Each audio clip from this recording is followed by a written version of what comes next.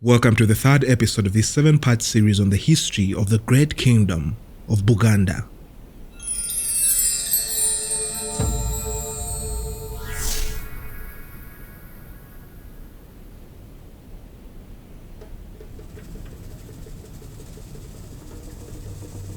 Njagala Kasai means I need blood.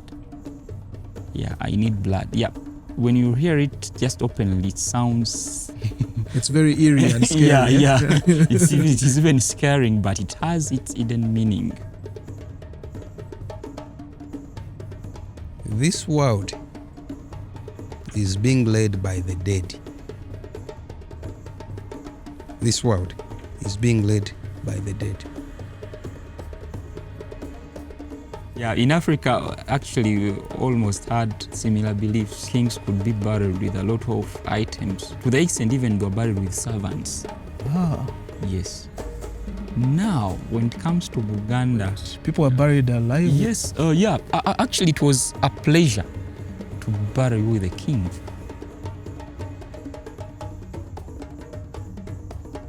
Era nze nsanyukira ddala kubanga ekyamazima zaali ssaawa 2 ennaku z'omwezi 16 omwezi ogwokusatu. You're dealing with the living, you're dealing with the dead. In the process of rebuilding, I have had to deal with history. I've had to deal with the future.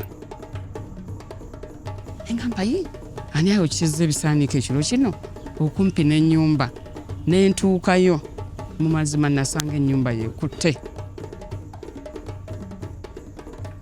Depends on what we appreciate as our own. For this is Kasubi Tombs. It's your own, it's ours, it's Ugandan. N'enkuba enduulu naye abali munda nga tebawulira n'ennyingirira ddala ne mbagamba banaye mufulume. Ensonga lwaki bw'olaba ennyumba muzibwazaalampanga eyakwata omuliro mu 2010 bwe tubali tugizzaawo nga bwe yali. Naye kale mpulira essanyu kubanga kati njirabako kubanga luli nagakaaba ne ŋŋamba yi nga tufudde ekitiibwa ky'Obuganda okuggwaawo.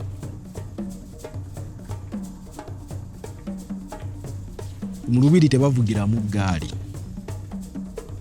temukookolimirwamu nkoko empanga kuba Sseggwanga ali atya, ali omu ye kabaka.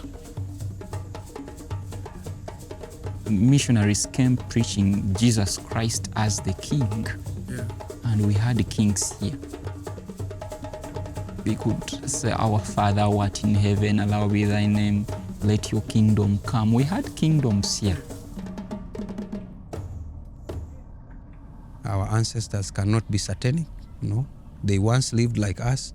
If you say they are satanic, then when you also die, you will become satanic.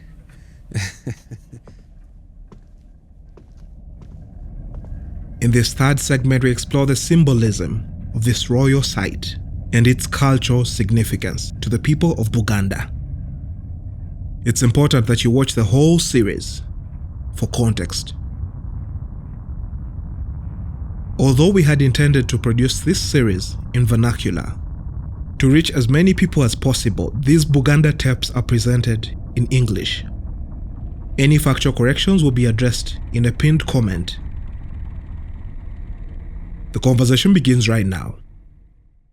Welcome to the Buganda series. I'm your host, Jonathan Benaya. Now, I must state that there will be segments in this series that include comments that are made in vernacular, or call it Luganda. So if you're listening to this in audio form and would like a translation, I've left a link down below in the notes where you can access a video form, a video version of this whole series, and there you'll have subtitles for the Luganda translations. But if you understand Luganda, then I guess you can access the series wherever you prefer. All right, let's get right in. This particular place, I don't know if it's just me as I'm looking at it, it kind of looks like a basket turned around, upside down. Yeah. Is that intentional? Yeah. It is, yes, it's in the structure of a basket turned upside down. Yes. Now that structure was intentionally made like to make the rings of the clans more visible. Okay. Yeah, especially to the visitors and the people who always want to explore like the interior of the house. Okay. Yeah. Interesting. We usually study about, like when you study the history of Africa, most of the time what you hear about mostly is the history of great people and the history of the kings. Yeah. For the case of an ordinary Muganda who probably wasn't a royal or wasn't a chief, what did their houses look like? Would it be similar architecture or was it like a smaller version of such a place? Yeah, it was, I would say, their houses, they're also huts. Now, the unique thing is, for the king's palaces, when you look outside, the grass could go directly even up to the ground. Yeah. But with the normal huts, grass doesn't reach the ground. That was the first, again, the difference. Okay. Then inside the normal person's house, even the pillars which are placed inside, I would say they were not more significant. They always concentrated on the main pillar, raising that hut, of which when that person died, like the man or the particular home, Yes. it could be cut out. Wow. And brought outside on the fireplace. Yeah. But here inside the king's palaces, everything had a meaning and everything had a reason as why it was done like that. Yes. When you look at even these pillars, they also total up to the clans. Oh, Yes, we have in the kingdom. interesting. So it is no guesswork here. Yeah, no Everything has a guesswork. meaning. Everything is followed with a step and a meaning. Okay. We talked about the ceiling rings earlier on, and I've read that you try as much as possible to make sure that they are maintained and they never fall. Yeah. What happens if, for example, one of the rings was to fall, or even in the Bujabukula place, I saw some rings on top as well. Yeah. What would happen in that case? Yeah, when that ring falls, if a mistake comes and it falls, I'll say it is very costly. Yeah, there are many rituals which have to be done to raise that ring again. Yeah, some are very, very hidden. They're not open, and at times they even can involve the king to come and perform some of them. Very, very important thing. Yes, it is very important. Yeah. That's why actually when they're doing the restorations, they are very, very careful. Yeah. Okay. Yeah. I also understand that the clans or the clan system is more or less like an extended family. Like if you come from maybe a Buffalo clan, that means someone from the Buffalo clan is like your sister or your brother. Is that the case? Yes, that's the case. Okay. People who share similar clan, we believe that you also share the genealogy with that particular person. Even if you don't share parents, as long as you share clan, that person is either your brother or your sister. Okay. You cannot have an affair with that particular person. Yeah, relationship-wise. What has spoiled this, maybe it is modernity. Yes. And the Western civilization. They cannot arrest you and take you to prison that you married somebody when you share the same clan, but you'll be considered as an outcast in the society. People point at you and say, that gentleman is sleeping with his sister. Yeah, it's more or less like incest, right? Yeah, they'll say, you are sleeping with your father. So questions will come. Yes. Yeah, like that. Okay. Yeah. I come from I'm a conservationist at heart, and a lot of the work I do, as I said, is around conserving the natural world, but also cultural heritage fascinates me as well. I understand quite a number of the clans have what you'd call a totem, and many of these are edible totems. Like you'd have, what example could I use? You probably will give us an example of what edible. Yeah. You have mushrooms, you have mamba, which I understand is a fish. What was the understanding around people of Buganda not being allowed to eat your totem, especially if it was edible? Yeah, generally on the issue of the clans, our ancestors, I would say, they are typical conservators. When reading the book called Totems of Uganda, the Buganda edition, that author called Tag. Yeah, Tag, he quoted John Roscoe. Yeah, John Roscoe is one of the greatest anthropologists from England. They did research about entire Africa and the culture and forth. So when he came on the clans, he said that on the reign of King Chintu, the first king of Buganda, Chintu noticed that some of the animals, plants, insects, birds were poorly used by the people. With nature can survive without us. Absolutely. We Yes. cannot survive without nature. Yet we, humans, were the biggest threat to nature. Yeah, we destroy nature every and each and every day. Yeah. So Chintu realized that some were mismanaged. So he sat down with the chiefs and they came up with the ill beliefs on certain species, plants, and they even gave them to families. And even these families, they took them due to the specific attachment they had with them. Yes. If somebody does not eat the mushroom, it doesn't necessarily mean that that person doesn't like the mushroom. But one way or the other is conserving the mushroom. Yeah, people who find a good importance of the mushroom, they will use it. But for him, he will not. Yes. So they're typical conservators. Yes. Interesting. Let's just come back to the architecture of this place. I do see quite a number of different colors, which I guess would represent different materials. And the pillars are wrapped with, is it a backcloth? Yeah. This is some sort of designing. Yeah. Like interior design? Yeah, like interior designing. Yeah, pillars are wrapped with a backcloth. It's one of the precious items we have now in the culture of Buganda, the backcloth material.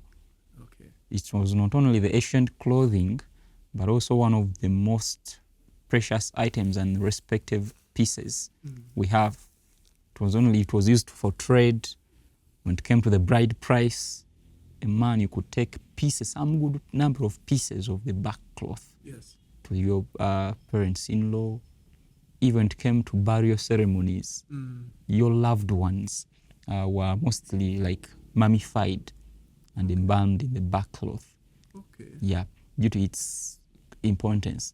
The backcloth was even important that even when it came like, there is a phrase they use, that kokutambula ng'Omuganda. Somewhere could speak of omutuba. Omutuba is the African fig tree. It's African fig tree, where yes. this backcloth comes from. Yeah. Interesting. So that's how important it was. Okay. Are the pillars also from, like the actual wood inside them, is that also a fig tree or is that a particular tree? The pillars, it's one of the common pillars which are used here is from, it's only the scientific name, I don't know the English name. Scientifically it's called Macamia lutea. In Luganda it's called Omusambya. Yeah. It's one of the strongest hardwood tree species. Yeah, Musambya takes a very long time to mature. Yeah, and it has that best quality of timber, if in case you've gotten it. Yeah, so they use it. It can last for some good period of time.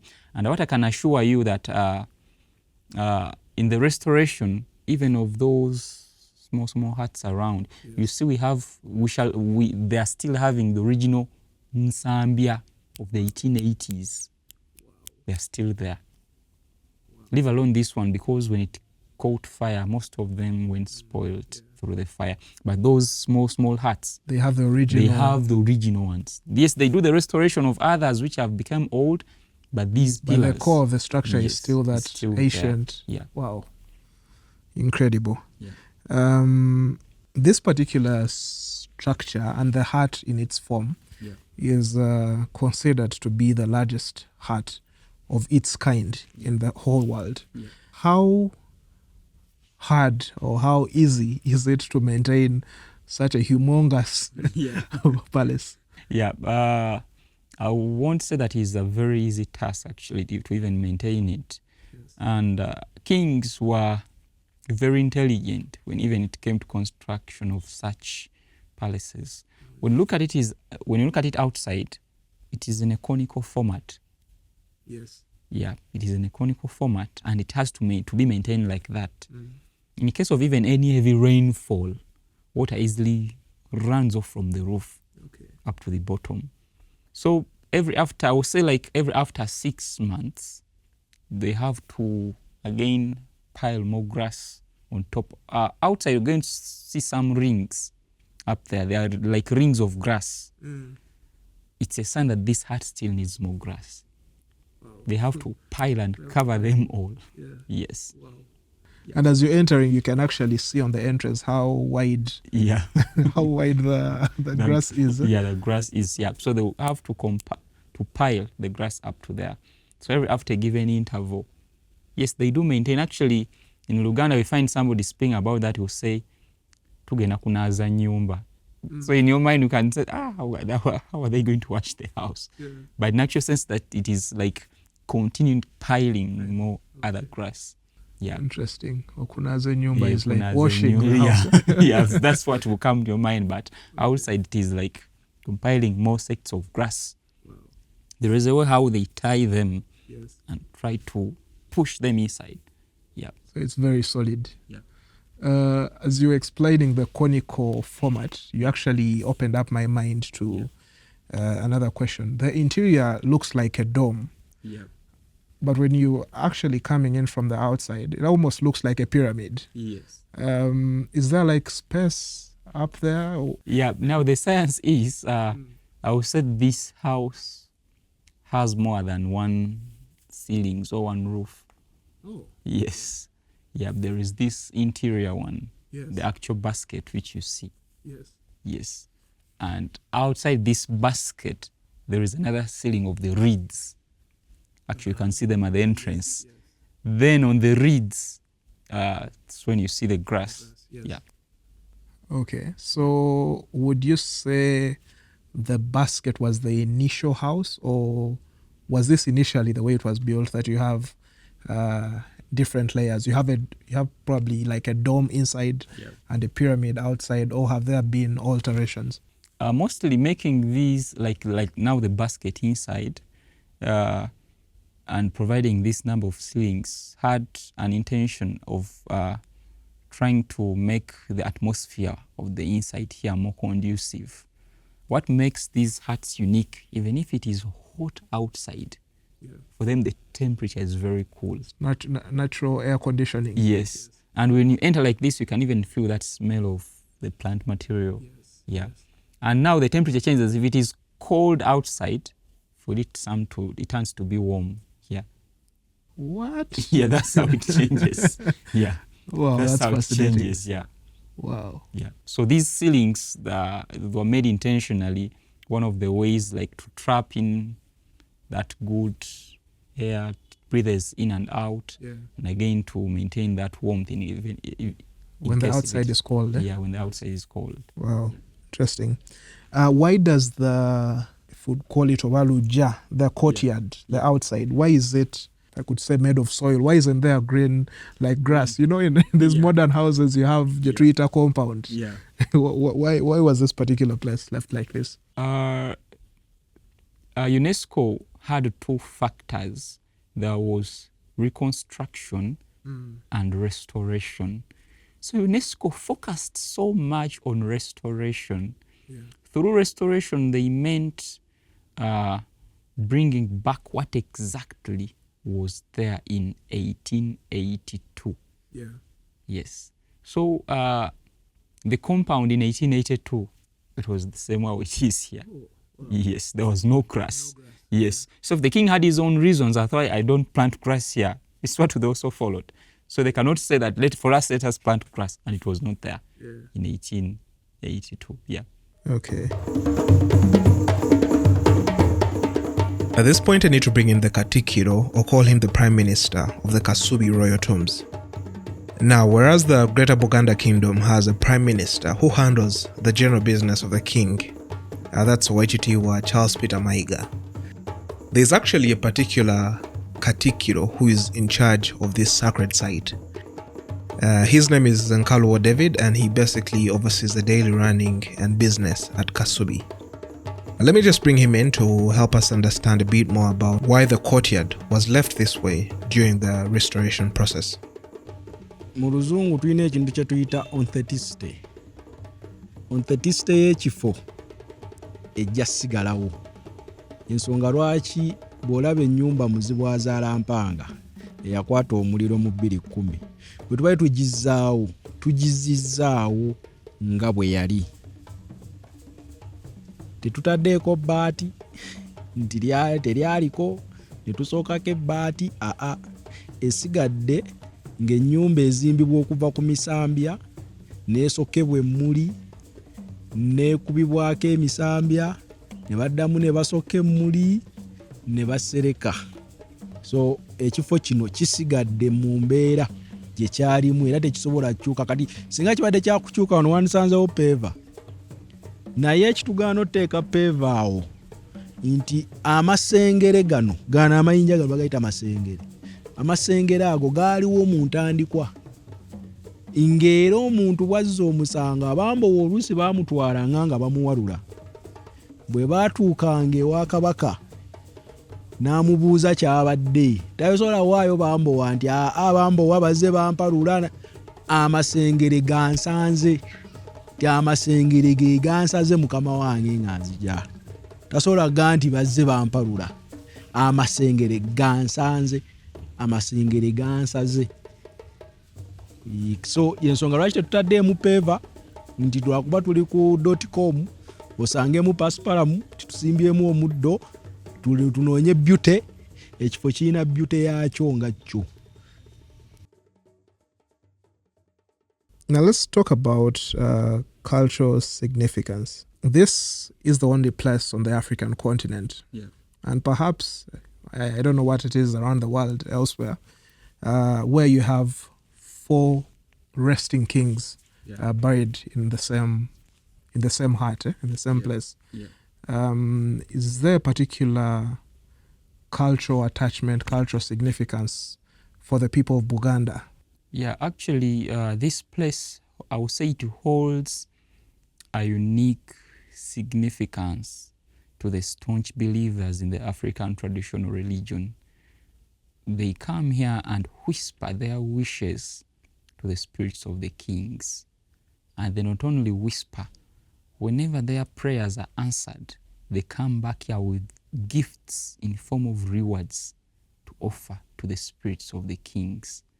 Somebody can come here with money, somebody can come with food, somebody can come with the local beer who say, no, I had a challenge last month, the kings helped me to achieve it. So this is a reward to them. So it holds that unique significance. They come here and pray. Actually, they come and kneel here. Because at the back of that curtain, it is called the imaginary sacred forest.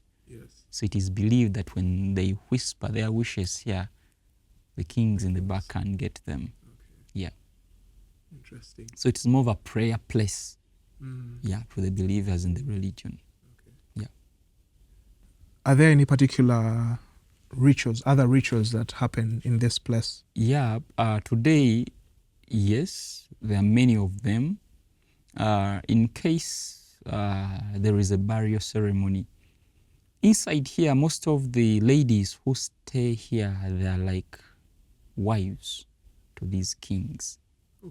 They are the successors of the original wives. That makes sense. Because when we were coming in, I met a lady who was, if I could look at her, she was probably in her mid-30s. And she claimed that she was the king, the wife to a king that I believe lived over 100 years ago. And it kind of did make sense to me. So yes, at times it can confuse you even.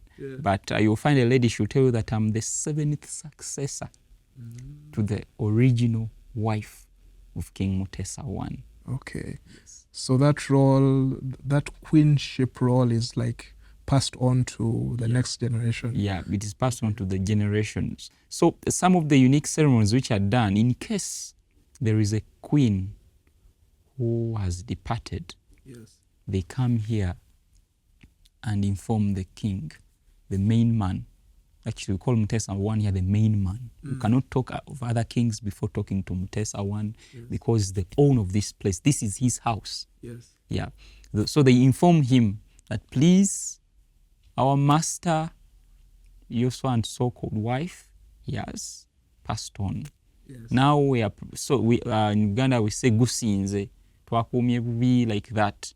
You kind of like take the blame. Yes, in front of the king. Yes. And besides, not only that, you have to report to him with different prizes, like it can be a calabash of beer, coffee beans, and many other items. That's a ceremony done officially informing the kings that their wife has departed. Like last week, they're now 2 weeks back, we lost, she was the fourth successor to the original beloved wife of King Mutesa I. She's given a title of Kabeja. Kabeja is the beloved wife. Yeah, the king. She died when she was 105 years. So we buried her down there. So the ceremony of informing the king was done here, that your Kabeja has passed on. So Kabeja today has a successor. Okay. She's already here. Oh, wow. The successor was also brought, and the king was informed that now your new Kabeja is here. So that's also another ceremony. Yeah. Other ceremonies, they can include like naming. Yeah. In the African traditional society, the culture of naming is highly respected because they name basing on the lineage and the works of the ancestors.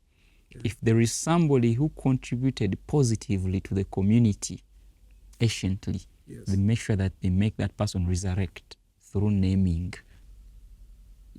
Makes sense. So they can name even the royals here. Like this is home to the royals. They bring their children here. And they do their naming here. Those traditional names. Even when it comes to succession, succession, it's also a ceremony, and it is also done here. Like can be departed, like now the Kabeja, that was succession. Yeah. When it comes to succession, again in Buganda, you not only take the name of that particular person, but you also take the responsibility. In Buganda, you can find a gentleman of 90 years calling me father. Oh. Yes. Because you, you're the heir I succeed, or I'm the heir to his father. I succeed. Now my dad can call me father to a certain point. You say, please, my father do this and this and this, yet I'm his son. Because I succeeded his dad, or I'm a heir to his father. So that's the power of succession. Yeah, so that's some of the special ceremonies done here. Yeah. Fantastic. I also have heard that men are not allowed to spend the night in the palace. What is the story behind that? Yeah, what I would say, I would say maybe the king felt insecure with his wives. Every evening, men, the drum was sounded, and men could march out. Men could march out this place because the king had over 84 official. The official ones were 84. 80 what? 84 wives. Which king was this? The Ssekibuule Mutesa one. Wow. We consider him to be one of the most powerful and intelligent kings we ever had in the history of Buganda. Yeah. Actually, when you read in the John Roscoe, in Mutesa's original words, he was fond of saying like, my country, ensi yange efuse muyunganda. I don't know what that means. Muyunganda is like a joint of wombs. My country has become a joint of wombs. now I've brought people from different parts of the country. They have now come together to join my country. So that's where maybe the name Uganda comes from. I don't know when we compare. Yeah. So this gentleman had 84 official wives and over 127 children. Yeah. In Buganda Kingdom, we have that belief that every woman belongs to the king. Even if a woman is not practically married to the king, every woman calls the king husband. My husband or our husband. Buffy. It doesn't necessarily mean that we'll come and take as his wife, but it's a sign of respect they give him. Though anciently the king could make sure that at least he had a wife from each and every clan. This was not just a design, but it was a very big strategy. There is no way how a particular clan could come to fight him when he had their daughter. So this would promote unity. Instead, the clans would work hand in hand to protect and defend the king. So this was a strategy. The king could make sure that at least each and every clan he had a wife. And these wives would create a connection to each and every part of his kingdom. The easiest way the king would be connected with the people whom he didn't know, he could get a wife from them. Through the wife, Yes. Really keep everyone happy. Yeah, so the wife will link up between him and the people. Yeah. Interesting. So he had his wives, Yamutesa one. Interesting. Of course, you mentioned that the structures that we see from the front are not the actual tombs of where these great kings rest. I'd like to know in what manner were they, if I could call it, buried? Were they embalmed? Were they mummified, as is the case in perhaps Egypt? Do you know what particular process that could have been like? Yeah, in Buganda Kingdom, as a sign of love, we do always mummify our beloved ones. But when it comes to the kings, this is more special. And we always use the backcloth. First and foremost, this backcloth is very significant in a way that it is a very good mummifier. It's a very good absorber, the backcloth. It keeps the body intact and it sucks out all the water content from the body. So the body remains dry in the ground for some good period. That's the importance. That's why many people are buried in the backcloth. A person who is buried in the backcloth is very much different from a person buried in these normal cotton stuff. This cotton stuff, in just 3 months, you are gone in the ground. They can even look where they place you and you are nowhere to be seen. We are all absorbed by the ground. But with the backcloth, even if that person was buried in the 70s, today when you try to bring that person out, the backcloth is still holding his bones. Like you can see his structure when it's still intact. Now, when it came to the kings, the king could be buried in even over more than 100 pieces of back clothings. Wow. Yeah, the body was made to be big. And again, they could bury them almost 15 feet deep. Because many people asked when the fire attacked the house, when the bodies of the kings affected. Yeah, I was actually wanted to ask. We got here a scientist actually who tested. Fire cannot penetrate at that distance. 15 feet down the ground. Interesting. Were they buried with any, if I could call them, items of importance, like is in Egypt, they're buried with gold and all these really like things that they had in their life that they probably, I think the discussion around the mummified pharaohs in a place like Egypt is that they give them these things to make their life happy in the afterlife as well. Yeah, in Africa, actually, we almost had similar beliefs. Kings could be buried with a lot of items, to the extent even they were buried with servants. Yes. Now, when it comes to Buganda... people are buried alive? Yes, actually, it was a pleasure to bury with a king. And actually, ancient, when reading the books like John Roscoe could say that they could even get one of the beloved wives and bury her with the king. That happened anciently. But now some cultures came changing with different kings, because in Buganda the king has authority to say, no, this culture should come on an end. I won't do this. So it's like a decree. That Yes, yes, the king has that authority. Okay. Yeah, we find that other kings, yes, it happened, but to Mutesa I, actually one of the tremendous thing which is highly remembered even on Mutesa I, he was the first king of Buganda to be buried as a whole. How were they burying the ones before? Before kings, they could remove out their jaws and bury them separately. Okay. Why the jaw in particular? The jaw in particular, because they believed that the spirits could lie in the jaws. That's how they believed. For Mutesa, he said, no, never touch any part of my body. Yeah. So that's how these things come on changing, generation to generation. It depends on the king who's on the reign that time. He can say, no, I won't do that. Yes, my father, great-grandfather did that and so forth, but me, I won't do that. Yes. Interesting. So the road leading from the entrance to the tombs is in form of a straight line. Yeah. And I do see the palace at Enemengo also has that really straight road from the parliament. I don't know if that is the parliament. So that Kabaka and Jagala road also seems to be straight. What is the reason behind those straight roads?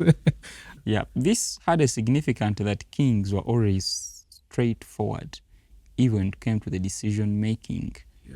And again here, spiritually, before you even come to spiritually, it is believed that whenever the king used to sit directly in he could face directly in the royal entrance to see whoever was coming in. Yeah, I could see anyone whom they were ushering to come and see him here. And again, spiritually, it is believed that Mutesa's spirit, even today, he still looks straight to see what exactly happening there. So you find that even when they're doing anything, this road is not even blocked. They don't block here.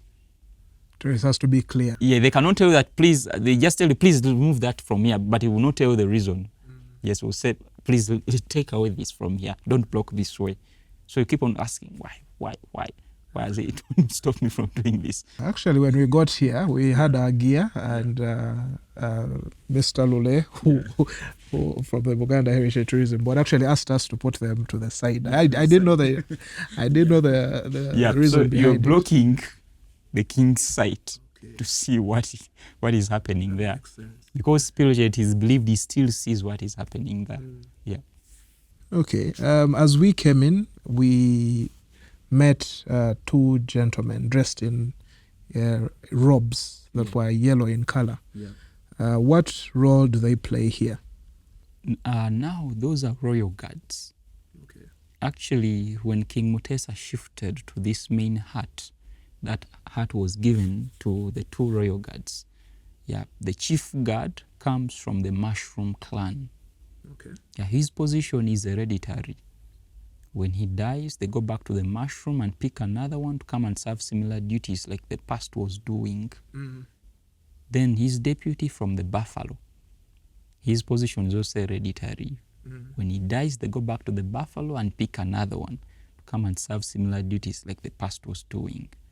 Yeah. Actually, that gentleman of the Buffalo, he came and was 16 years. He's currently 100. Yes, he's 100 years. That is the older Mzee. Yeah. But he's the deputy of the... Deputy of the chief guard.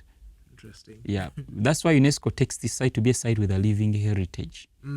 Yeah, whatever happened in the past still happens even today. Some people call it a living museum. Yes. In Uganda, we have only 3 UNESCO sites, I think. Bwindi, Impenetrable National Park, Mountain Renzori. But what makes this more unique is that the only culture. So that heritage makes it unique. Yeah. So those are the royal guards, and that's their hut. They have offices even there. You see the chief guard has his office this side and the deputy his office this side. Interesting. Are they armed? Do they? Yeah, they were armed actually. They were armed. With like the traditional weapons, spears and... Yeah, they were armed. Actually, this chief guard could even, he had a horn which he used to even blow. Okay. Whenever any potential visitor came in here, he could blow that horn. He could blow it loudly. Yeah. So when the king was here, he could know, oh, someone is coming. Yeah. Engombe eno Ssekabaka Muteesa yejowa jjajja wange ava okutabaala n'agimukwasa ng'akomeza obutabaalo era ngifuuyira abalangira n'abambejja ne kabaka ng'azze wano. It is a sign of respect. So he could blow that horn loudly. They had traditional cuffs made out of ropes. They could arrest someone, could arrest you and cuff you and bring you closer to the king. Yeah, because they had authority to any visitor who was coming to see the king. Yes. Interesting. Wow, it's so nice that you are really conserving not just the, if I could call it the hardware, but also the software of this place. We talked about the forest, as you symbolically call it. Behind the bark cloth curtain is where the great kings are buried. Is there any particular person that is allowed to go beyond where we are seated? Yeah, not everyone, even the ladies who live here, can go to the forest. There are few specific people. Actually, at times they are caretakers who monitor that side. These people, they were chosen, maybe they had a specific connection to the kings. And the Mova and Luganda, they are the ones who bridge the gap between the people and the kings. They can be called Abakongos or Mukongos in Luganda. Yes, not everyone is capable of going that side actually. It is considered to be a very, very holy, sacred place to the believers in the African traditional religion. Like when you go to the church, we have specific areas that the bishop only sits here. Nobody is allowed to touch this or this, only the pope or the bishop. So the same applies here. We have those few specific people. Even the royals, not every royal can go there. Yes, not every royal. Okay. I understand the succession process when it comes to the kings of Buganda, the Kabakas, is unique. And I understand that the firstborn son is usually not considered to be the automatic heir to the throne of his father. What is the reason behind that? What is the logic? Why do you have it that way? Yeah, actually what makes the kingdom of Buganda unique is that here first sons, most other kingdom is the first son, but here the first son doesn't totally become king. First and foremost, the first son is taken to be as the caretaker of the entire family, but not to be the king. Again, the first son is the chief advisor to any son who becomes the king. Anciently, first sons could become kings, but they were used as weapons. When the kingdoms went for battles, enemies could target and kill the first son. When you kill the first son, you're destroying the future of that kingdom. And again, at times, these first sons, they could plan even to kill their fathers. Maybe that kind of greed of because they knew they were automatically going to become the king. So first sons were totally stopped from being kings. Actually, the first son in Buganda, the first son of the king is given that title of Chiwewa. Chiwewa comes from the verb of okuwewa, taking care of the family. So even if the king had only one son, he cannot be chosen to be the king. So in that case, who then becomes king? They will look through the sons of the brothers or his grandsons, but not the first son. So the king could make a will to select amongst his sons. Actually, the successor is chosen on merit. The more capable son will be the king. That is very selfless of the king to do.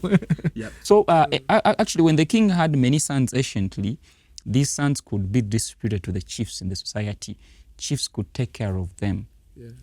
They're not made to grow up as like in luxury, that you are prince, no. Yes, they're considered to be princes, but they were made to face life as a normal person does. Yes. So that when one of them becomes the king, he can know and plan for the common man down there. Yes.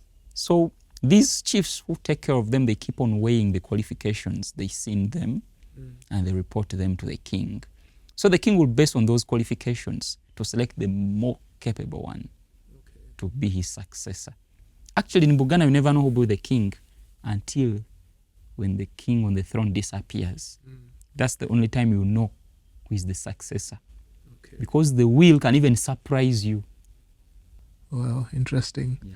This actually gives me the feeling that, and of course I said it was quite selfless of a king to do, is that the selection actually comes in the interest of the kingdom, not in the interest of his own family, if I could say. Yeah, when you tell other people that the first son here doesn't become king, you say, how? Why? For us, we know the first sons. Yeah. You go to England, it's automatically the first son. But here, no first sons. You can't be the king. Okay. Yeah. On one of the hats, I saw the name written Njagala Kasai. Yeah. What does that translate to mean? Njagala Kasai means I need blood. Yeah, I need blood. Yeah. When you hear it just openly, it sounds... It's very eerie and scary. yeah. It is even scaring, but it has its hidden meaning. Yes. As I said, anciently, the king could make sure that at least he had a wife from each and every clan.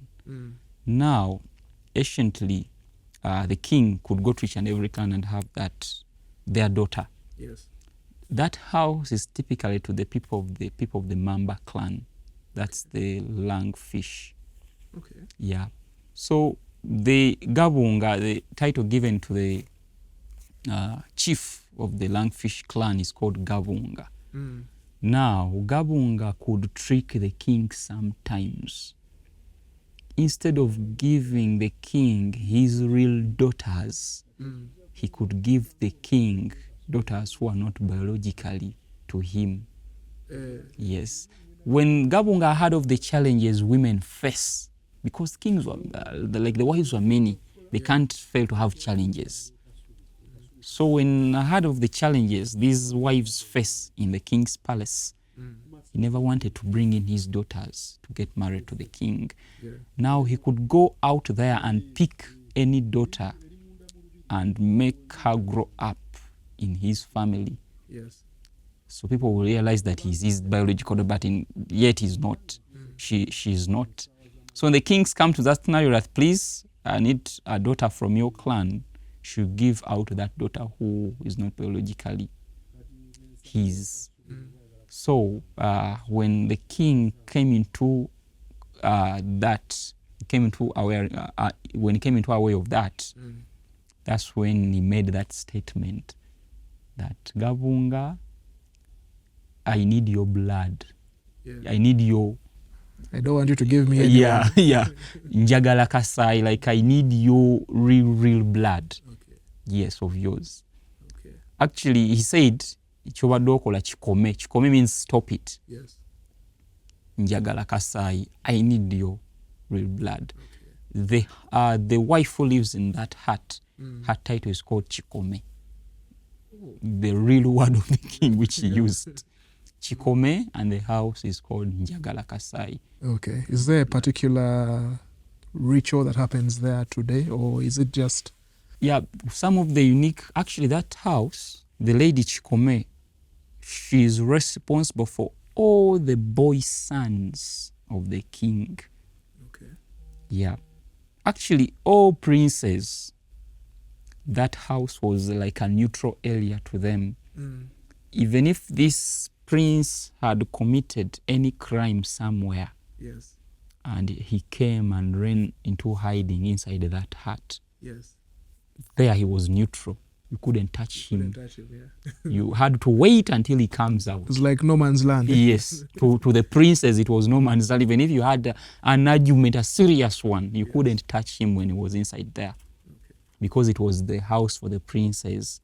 Again, succession battles could occur inside there, especially those boys who felt that they're the ones who are capable to be the kings. In case the will had disappointed them and so forth, succession battles could occur there. And again, when the current king comes here, because when the current king comes here, we don't consider him to be king. These are the kings. Actually, these are his forefathers. He's not superior than them. When he comes here, he's a prince. Actually, he's a grandchild to them. He comes to them to seek advice. So he first goes into that hut. There are some rituals which are done unto him to make him a prince. Then he will enter here as a grandchild. Then after consulting them, now when he comes here, he will not sit on the side of his father. He will sit on the side of his grandfathers. Then he will talk to them. After having a relaxation with them, he will move out. He will go back to the house. They will recrown him as a king. Then he will go out of this place as a king. So he's a king when he's outside this place. These existed before him. We believe that they know much. They are much greater, yes. Than him.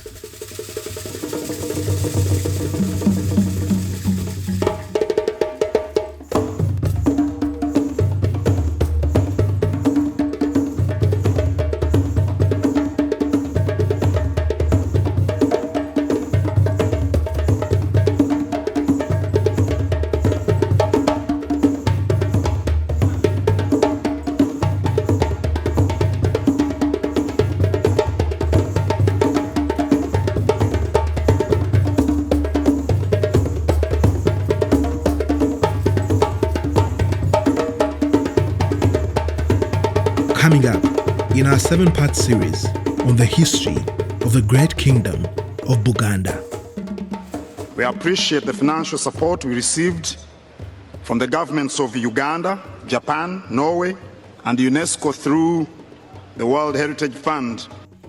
As soon as the announcement was made that Kasubi has been taken off the danger list, You had visitors. Visitors started coming in. As soon as a week after, visitors started coming in. They wanted to visit the site. The Kingdom of Buganda provided the biggest financial support. The restoration process has taken long because the Kingdom of Buganda had to ensure that essential cultural and spiritual practices were strictly adhered to. We had scenarios or ceremonies when the Abakongos, I don't know how to turn it in English, but you can call them, I think, initiators who could bring the spirits of a particular king. Can come to him and speak to the people.